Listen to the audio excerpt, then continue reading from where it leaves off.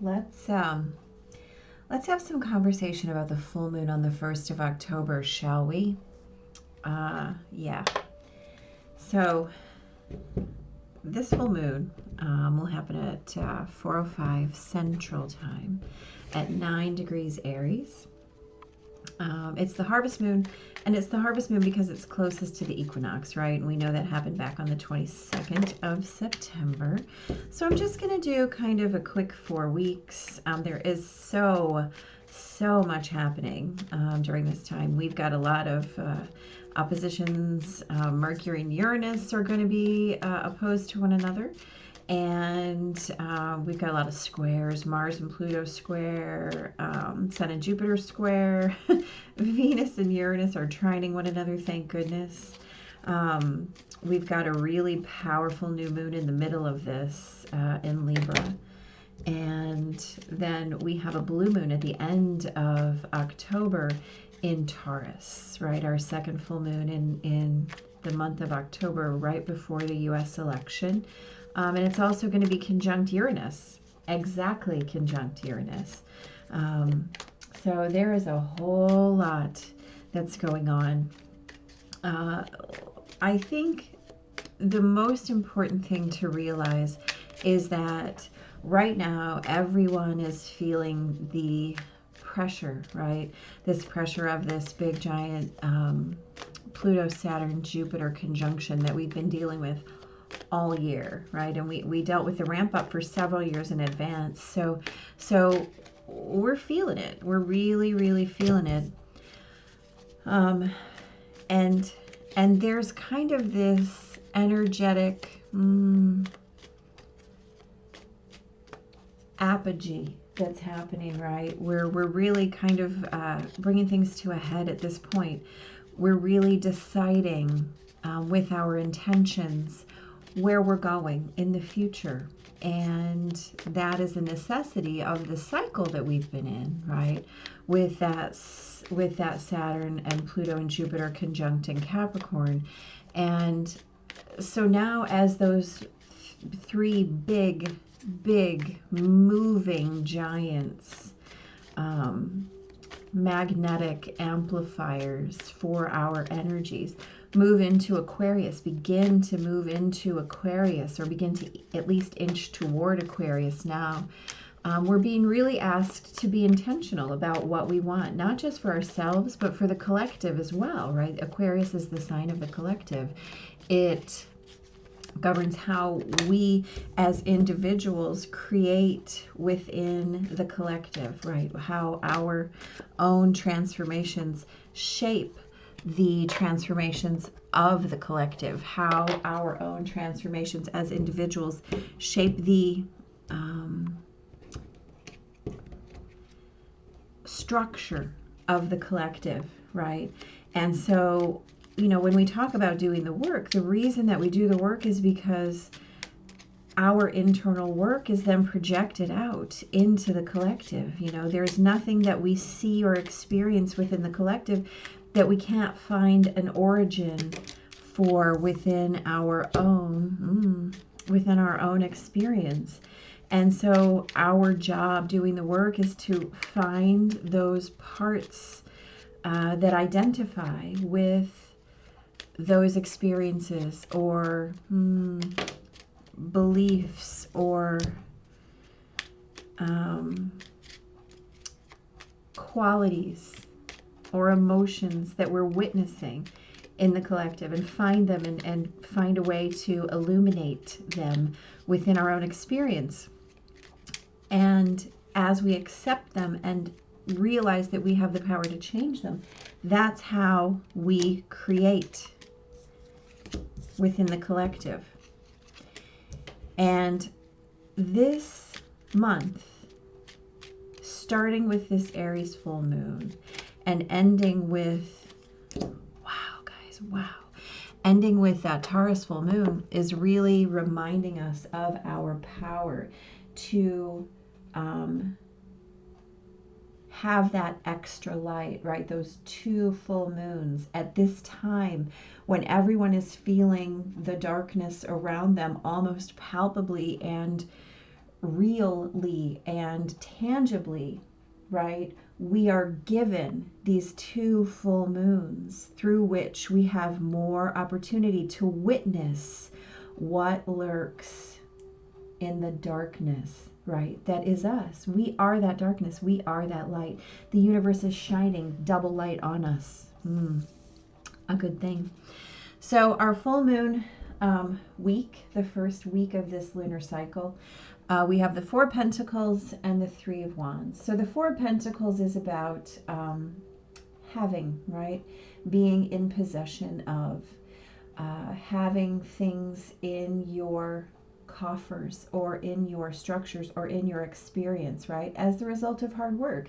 And if you appreciate those things and you have earned those things, then that's beautiful. But we have no more or less than we are willing to give away. And so if we are choosing to hoard or be on guard or believe in scarcity, then we don't really have our possessions because we're not in faith of our own abundance, right? We're in belief of our own possessions, and there's a big difference. If you're in faith of your own abundance, then you can give freely, right? You don't have to hold on to anything because you know there's always more coming. And if you are in belief about your own possession, then you do feel that need to hoard things. You do feel that need to sit on top of your nest egg, so to speak, or whatever it is you have, be it love or money or any other kind of attention, time. You name it, those are all your resources. If you're hoarding your resources, Taurus full moon, then you are not in faith of your abundance, right? Then you're just in receipt of your possessions. And qualifying that, we have the 3 of Wands. And so the 3 of Wands is about long-term planning, future awareness, right? This is about knowing my ships are coming in. I am here atop the world. I know my inspiration, my passion is harnessed. It's in my possession already. And I am witnessing that coming toward me, right? So this is about faith in your abundance. So that Aries full moon, that harvest full moon, this is about knowing what you have coming in, knowing that the things you have planted in the world are coming toward you, right? As Pluto goes direct this week, this is about knowing the seeds that you have planted are going to be bringing you the fruits of your labors, right? So that second week, leading up to that new moon in Libra, we have the 3 of Wands, which we've just talked about. So here's a little amplifier, right? We know, really, really find a way to stand in faith of your own abundance. And then you have this beautiful 4 of Wands card, right? This is the 1111 card. It's the divine timing card. It's the divine love card. It's the soulmate card, the twin flame card, right? This is about rejoicing because you know that those things that you've planted are coming. They are yours, right? It's a time for celebration. It's a time for kinship. It's a time for knowing that what you have planted, what your intentions have brought you is all yours. What better after this harvest moon, right? So working up to that Libra new moon with your intentions, really being clear on what you have and how you got it. And so we have a Libra sun conjunct a Libra moon, right? Right before all of these big shifts and seismic requirings come to fruition. This is about finding the balance and harmony. See the balance and harmony in this card, right? It's about knowing that between heaven and earth is you, right? You are that which calls from the heavens and brings forth into embodiment in this world, right? This is knowing that you've got that faith piece coming right here. Here it is. There it is. So be really clear with your intentions at that new moon. And then that week after the new moon, there's a lot going on there too, right? This is the week that Mercury goes into retrograde. This is the week that we have a Sun-Mars opposition on the 13th, which is also the day that Mercury goes into retrograde.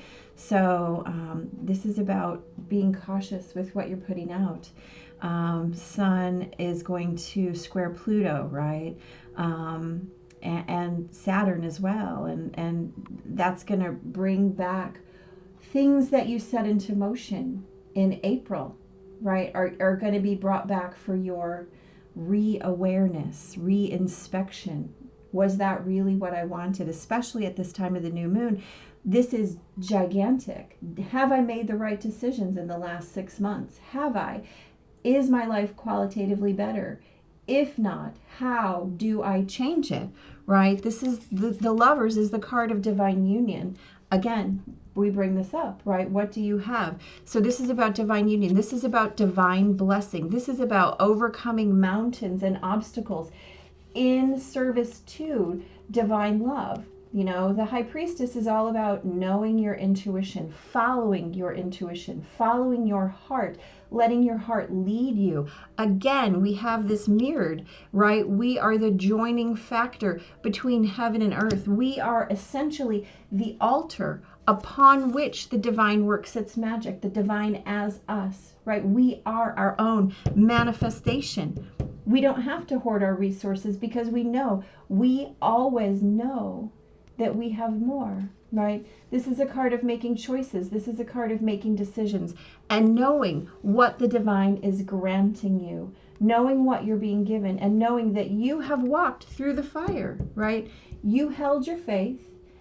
You became that bridge, that joining factor between heaven and earth. Again, using your intuition, following your heart, letting the divine guide you, giving the universe permission to work through you and for you and as you and with you. And in that, you become that source of union. You become that shining light. Again, that last week, rolling up to the second full moon in Taurus, what do we see? We see the sun. This is the best card in the deck, right? This is fulfillment. This is everything. This is you as that shining, radiant blessing. This is you as happiness. This is you as victory. This is you as blossoming and blooming. This is you with the universe behind you, supporting you in every way, having crossed all the boundaries for you, moving forward in purity, in clarity, in truth and trust. As that divine love, blessed, full cupped, right? We have everything we need. We are all and both. Love prevails. Love always prevails because love is faith and faith is love. Again, we start out the month being asked to really trust in our own abundance, to really trust in the work that you've done. And then we're asked again to step into witness to the fact that we are the bridge between heaven and earth. After the new moon, we are given the opportunity to stand as that bridge, to be that representative, to call in what we have worked for. Remember, this is pulling forth from April. Have you made the correct choices? If not, you have the opportunity to remake those choices, to retrust, to recreate what you have, what you are, what you want, what you're calling in based on what is in your heart, knowing that your success is assured when you do that. Taurus full moon. Also that last week, by the way, there's a whole bunch of Venus trines. And Venus is 3D love, right? Venus is that tangible essence, 5 senses, what I see, what I hear, what I smell, what I taste, what I feel, right? Literally, how I create and pull the world into me as me, how my heart manifests itself. We have the opportunity to really, really, really pull forward, especially at the end of this month when the sun goes into Scorpio, to get rid of our concepts of repression, to get rid of our beliefs that there's not enough, to get rid of our attachments to old, outdated beliefs that no longer serve us. We get to pull from the now, bringing the learning from the past, but knowing that we bring it toward us, right? Yeah. The oracle we get is Gaia's garden. Fruition, abundance, reaping what you sow. Literally, could there be anything better for the harvest moon? It's an 18. That's a 9. That's a closing cycle, beginning new cycles, right? In Gaia's garden, you have everything you need to make your dreams come true. There is no shortage of anything, and you're constantly reminded of the law of supply. Gaia is the infinite spirit manifestation in all tangible things. She represents the abundance of nature. She invites you to partake of all the blessings of life.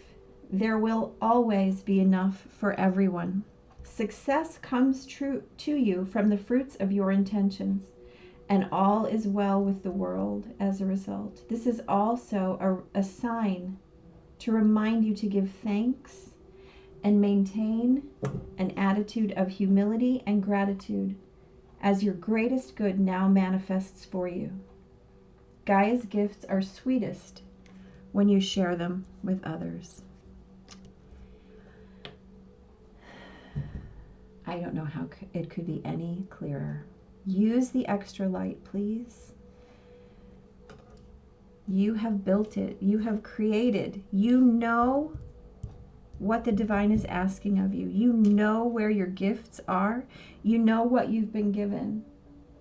Focus on what you have been given. Focus on the fact that you are the bridge, and then manifest it as that. Blessings, guys. This is going to be an amazing October. You have a lot of power. Use it wisely. Blessings.